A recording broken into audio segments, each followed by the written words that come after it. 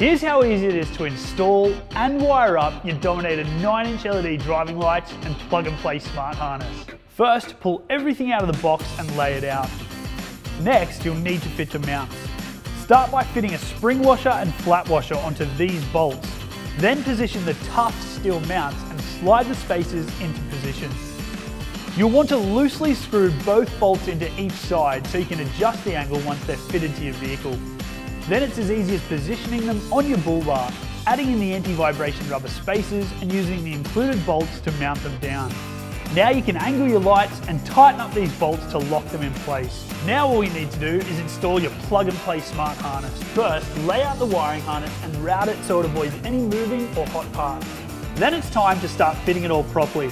The best part about this harness is it doesn't matter how your vehicle is wired. Thanks to the smart electronics, it'll work first time. So unplug your headlight harness, choose the correct adapter and plug it in line. This way your driving lights will only work when the high beams are on.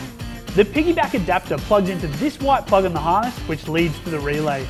You'll need to select a location to mount your relay so that your main power leads can reach the battery, but don't connect those until last to avoid anything shorting out.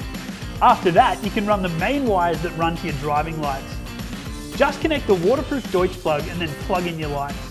Next, note which of the wires are positioned where on the switch and then unplug it so you can feed those wires through your firewall and reconnect them inside the vehicle. Choose a suitable location and mount the switch. Back under the bonnet, the last thing to do is check all your wiring is neat and tidy, and then connect the main positive and negative wires. Because the connectors are a split ring design, you can slightly loosen the terminals rather than take them off entirely, which means your vehicle won't reset. Tighten up your terminals and you're done.